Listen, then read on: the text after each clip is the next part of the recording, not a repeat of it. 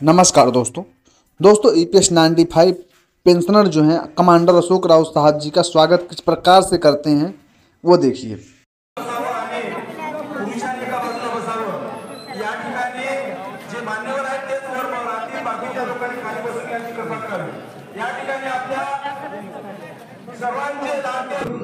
एका क्रूर व्यवस्थेची टक्कर देण्याचा हा एक अभिनव प्रयोग झालेला आहे।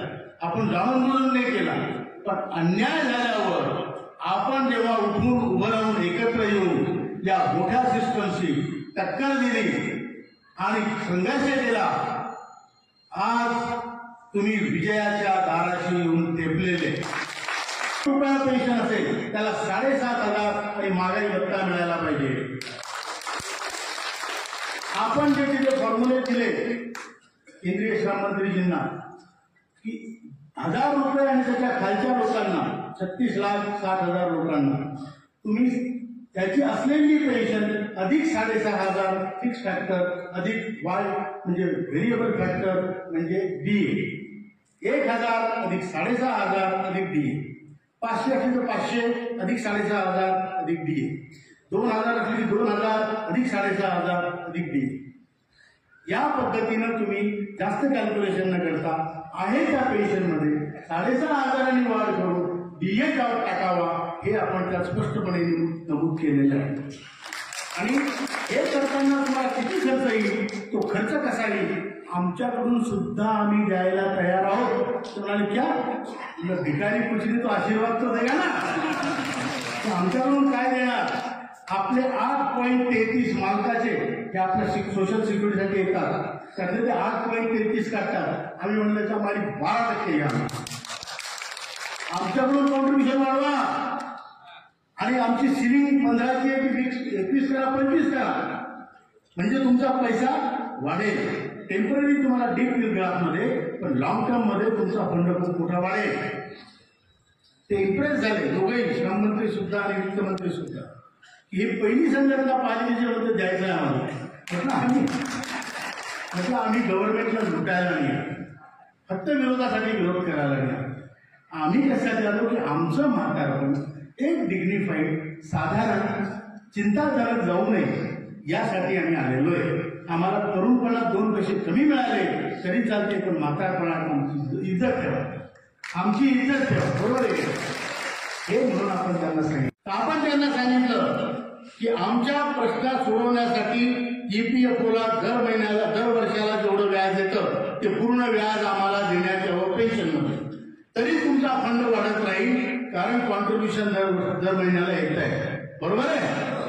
त्याच्यानंतर आपण सांगितलं वित्तमंत्र्यांनी आपल्याला जशा बाकीच्या पेन्शन स्कीमला भारत सरकार जी मदत करते, उदाहरणार्थ श्रमयोगी मानधन योजनेमध्ये भारत सरकारचं 100% अनुदान आहे, मी 100 भरतो, भारत सरकार 100 भरतं। यूपीएससी आता युनिफाईड पेन्शन स्कीम झाली मोदी साहेब, त्यामध्ये भारत सरकार 18.5% कॉन्ट्रीब्युशन करतं आणि आपल्या स्कीम मध्ये भारत सरकारचं कॉन्ट्रीब्युशन 0 आहे। 1.16 ते देतात, ते ऍडमिनिस्ट्रेटिव्ह एक्सपेंडिचर साठी देतात। तर आम्ही निर्मलाजींना आपल्या आदरणीय फायनान्स मिनिस्टरला, वित्तमंत्र्याला, अर्थमंत्र्यांना हात जोडून म्हटलं मॅडम हम आपसे सौतेले लगते हैं, बरोबर आहे नाही? या भारत मातेचे आम्ही सावत्र पुत्र आहे का? आम्ही तेवढंच काम केलंय, अजूनही करू, पण आम्हाला मरताना डिग्निटीने मरायचंय। आम्हाला हताश होऊन लाचार होऊन मरायचं नाहीये, आम्हाला स्वाभिमानानं मरायचंय आणि उरलेल्या जिंदगीत स्वाभिमानानं जगायचंय, बरोबर आहे नाही? कारण काय, आज आम्हाला 1,000च्या खाली पेन्शन मिळणाऱ्याची संख्या 36,60,000, ज्यांना 1,000च्या आत पेन्शन, 1,000च्या आत तुम्ही जगण्याची अपेक्षा करता एका म्हातारीकडून, कुठली क्रूर व्यवस्था आहे? आम्ही त्यांना हे सांगितलं त्यांच्या प्रेझेंटेशन मध्ये की 1,000च्या खाली किती लोकांना, 1 ते 1,500 किती लोकांना, 1.5 ते 2 किती लोकांना, आणि ह्या पेन्शन मध्ये कसं जगायचं?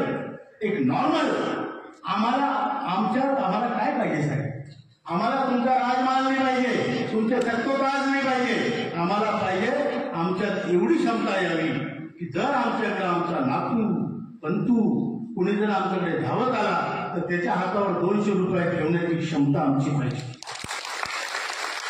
जर आमच्या मुलांनी आम्हाला अपमान केला, आमच्या ज्या मुलाची आम्ही चड्डी बनियांपासून पुस्तकापासून उसणं करून ज्याला शिकवलं त्याला डॉक्टरही केला असेल, इंजिनिअरही केला असेल, पण आम्हाला त्याच्यापुढे हात फैलवताना लाज वाटते. बरोबर आहे की नाही?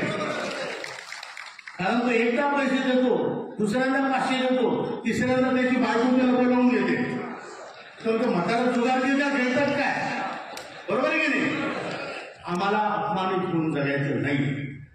आमची मागणी साधी आहे, 7,500 आणि त्याच्यावर महागाई भत्ता 2 वृद्धांना जगण्यापुरती भाई भाई कर लेंगे पाई पाई जो पेंशन का काम करेगा वही देश में राज करेगा, जो पेंशन का काम करेगा वही देश में राज करेगा. हम